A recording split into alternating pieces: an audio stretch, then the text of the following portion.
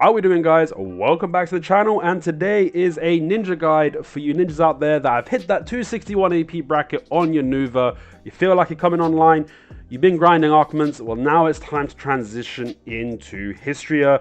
I wouldn't recommend coming to Hystria with less than 261 AP Nuva. You can do if you really want to, but in my opinion, you just be more efficient in silver production sticking to Archments. Now, this is the kind of gear that you will need. This will give you soft cap DP for your class with the 261 bracket on your ninja.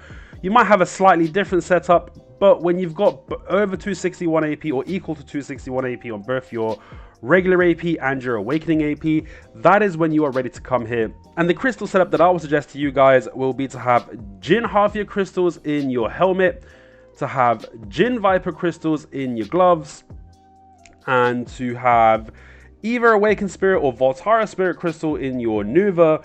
You can have either one, mix or match, or the same. They're exactly the same pretty much. The Voltara Crystal gives extra AP in Cam Sylvia mobs, which obviously isn't useful for you over here.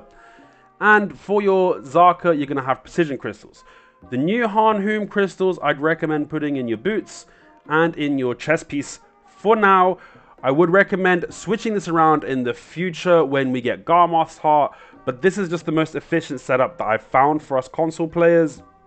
And do not forget to bring a Destruction Stone. The attack speed is really going to help you out. If you've got a Sharp Alchemy Stone, which is what I'm going to be using in the video, then that's obviously better than a regular Destruction Stone. Now guys, at the minute we have no death penalty, so crystals do not get destroyed. But if you're watching this in the future and the death penalty on console has been reapplied, and this is the first couple of times it come into Hystria, I'd recommend coming with a cheaper crystal set if you haven't invested the silver to upgrade your crystals. And it will reduce your efficiency a little bit and make you a little bit more squishy. However, it will really teach you how to move with the mobs to not get hit and how to use your forward guards and abilities at the correct time. So the crystal setup would be 2 regular half-year crystals in your helmet, the BMC Vigor crystals in your chest piece, 1 or bond Viper crystals in your gloves, whichever one's available / cheaper.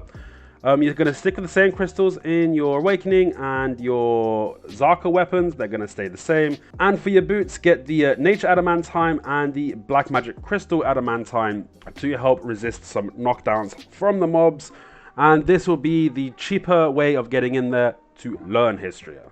Alright, now that we're in Hystria, this is the closest representation I can give you guys to the gear that I suggested to you in BDO Planner, and should be a close representation of how it will feel for you to be clearing Hystria with what I've showed you.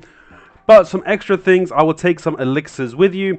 So elixirs I'd recommend is Elixir of Shock, Elixir of Draining, Elixir of Assassination, Elixir of Concentration, and Elixir of Endless Fury. Now, I'm using the blue versions here because I do a lot of my own alchemy, and now that the new blue reagents are out, I can easily make them into blue elixirs. You can most definitely use the green ones. That is a-okay as well. I would not recommend you guys be using frenzy elixirs, which is what I usually use in my grinds, because the soft gap DP at 295 is pretty low, and you're going to get hit very hard. So you do not want to reduce your DP. And I would 100% not recommend when nighttime hits, if you got 295 DP, to be in Hystria. Nighttime, highly recommend switching to another character.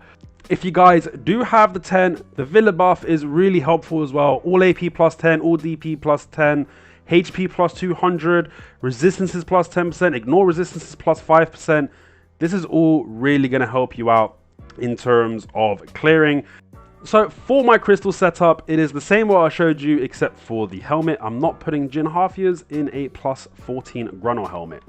One last thing, if you want to know how to get this Valor crystal, I'll link a video in the description down below where I've gone through what you need to do to get this specific crystal and how to apply it. What it does, it gives you +1 crits in your profile. So when you have a surrender meal on top and then you pop a elixir of Strong Shock, this will take you to +5 crits. If you pop the regular Elixir of Shock, you'll get +4 crit. Trust me, I know Ninja has a lot of high crit damage / 100% chance crit abilities, but this does help you because it boosts your damage on stuff like Blade Spin, stuff like Shadow Stomp, and a couple other moves in there as well. And these are high damage moves, so now you're going to get even more damage out of them if you do this. Now, for the skill add-ons, if you look on the bottom left of your screen, I've got On Murderous Intent, attack plus 25 for 8 seconds, and all accuracy plus 4% for 12 seconds. For the Seamless skill add-on, I've got crit hit rate plus 20% for 9 seconds, attack speed plus 10% for 5 seconds. And for the last Awakening skill add-on for Katana Shower, I have got attack against monsters plus 20 and 50 bleeding damage per 3 seconds for 15 seconds. Now, for this skill add-on specifically, I'd probably recommend taking away the monster AP and putting in the bonus evasion for yourself. I think it's like 4% or 5% bonus evasion to make yourself a little bit more tanky, because this monster AP does not stack with the monster AP that we had previously in our Murderous Intent. I'm just running this at the minute because I'm too lazy to go change my skill add-ons, but that would be preferable for you guys to have that in your setup.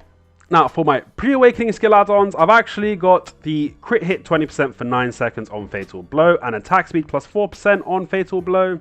For Ankle Cutter, again, I've got crit hit plus 20% for 9 seconds, attack speed plus 7% for 5 seconds. And finally, on Blade Spin, I've got attacks against monsters plus 30 for 8 seconds and all accuracy plus 5% for 12 seconds. And a couple last notes. If you find you're still a bit too squishy and you're dying a lot, instead of using Serendia Meal, you want to pop this Valencia Meal. This gives you more evasion, more resistances, more ignore resistances, but most importantly, minus 6% damage from mobs. So this should definitely make you feel a lot more tanky in Hystria. And finally, also run Elixir of Will. If you're still really taking a lot of damage, you find that you're dying a lot. That's another 7.5% for the green version or 10% for the blue version. Damage reduction from monsters. So this will make you a lot more tanky and will help you clear. And one final tip, make sure you have a ring menu with all your elixirs on there and a ring menu with your food buffs on there, because you never want to open your inventory if you don't have to when you are grinding. Now, getting into the Hystria grind itself, doesn't matter what rotation you use, you should roughly net the same silver. I'm just showing the 5 Elton here because my Hystria guide, the way I showed you to clear this rotation required you to have high clear speeds. You're not going to have that in this situation, so we're going to slightly edit the second mob and the way we pull them to bring it to max efficiency for the lower APs. In any situation when you're waiting for Hystria mobs to group, I'd recommend just blocking until they get to a close proximity, using Vengeful Barrier, using Murderous, using Seamless, rotating between these 3 skills to put off some damage whilst you wait for the groups to pack efficiently, or the packs to group up efficiently. When they are grouped up efficiently, you're going to reposition yourself behind the Eltons. When you reposition yourself behind the Eltons, you will start your rotation with KO Spree, which you'll see me do in just a second.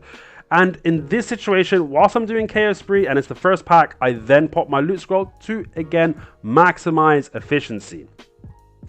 After we get through the KO Spree animation, we're going to be going into Murderous, and then we're going to be going into Seamless. After Seamless, we'll be hitting them with the Katana Shower and repositioning ourselves behind the mobs with either Ninja Step or Block Jump, whichever you prefer. If Murderous is off cooldown, you're going to re-Murderous. You're going to hit them with the Serpent Ascension. Thanks to the new patch, we now are going to be able to use Vacuum Slash and Drastic Measure in our combos. This is actually really helpful for lower APs. If Murderous is off cooldown, we're going to use that again. We're going to reposition and Blade Spin. After Blade Spin, you should use Ankle Cutter. Then use Shuriken Malice. Then use your Heart Aiming Fatal Blow combo. Go step away. Hit them with the Shadow Stomp clone. Then we're going to hit them with the Fox Claw. If they're still alive, hit them with the Loser's Restraint, then Moonlight. Now, for the second pull, you're going to use Ghost Step, Ghost Greeting, Ghost Step, again, to close the distance to the top Elton as quickly as possible. Hit them with the Beheading of the Dead. Now you're going to use your Ninja Step into Smokescreen Cancel with Concealment. Close the distance with the Demols, hit them with the Fox Claw, and then that will allow the top Elton to pull to you efficiently. This bottom Elton, you want to be as close to it as possible so it hits you with the melees, as you can see here. When it hits you with the melees and it's in that range, then you want to get behind the second Elton after it's taken a few steps forward like it has here. And that should allow the bottom Elton to start instantly moving towards you and not get stuck in that animation you can see the top Elton hitting me with, to reduce the amount of time you get this mob together and make the pool as efficient as possible. Then, as usual, you're going to reposition yourself behind the Eltons. And then start off your combo as normal with KO Spree. Then you're going to hit them with Murderous, and I extend my Seamless to really get the groups packed as much as possible. And then on this specific mob, you will always use your buffs. So for this time, I will be using my E buff after the Seamless, and then after my E buff is applied, I will be going into Katana Shower. After Katana Shower, I'll reposition myself behind the mobs, and I'll use Serpent Ascension. If your Murderous is on cooldown, off cooldown, you should use that as well just before Serpents. Then we're going to go straight into the Vacuum / Drastic Measure. After this, if Murderous is off cooldown, hit them with Murderous, reposition yourself behind the mobs. I forgot to do this again. After you hit them with the Blade Spin, you should be using Ankle Cutter right after. And then after the Ankle Cutter procs, you use Shuriken, use Side Slash, Heart Aiming, Fatal Blow with the Flow, go step backwards, hit them with the Stomp Clone, hit them with the Fox Claw. After the Fox Claw, you're going to be using Illusion of Restraint. After Illusion of Restraint, you're going to be using Moonlight. And then if they're still alive, just throw another Shuriken at them. That should finish them off. Or hit them with some more Fox Claws. Just some filler skills. They should be really close to death at that point if you group them efficiently. So those were the two important pulls in this rotation. I'm just going to fast forward to show you the next two pulls in the rotation. Then you'll start at the beginning, rinse and repeat. Just remember, on the second 2 Elton pull, you will be using your buffs. So you saw me use my E buff the first time.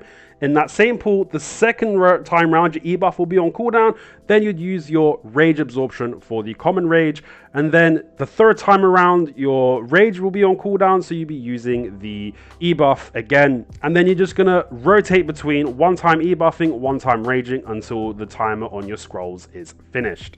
And as you can see at the end of the 30-minute scroll, I got just over 1200 trash, which is the equivalent to 24 to 2500 trash per hour with the loot scroll.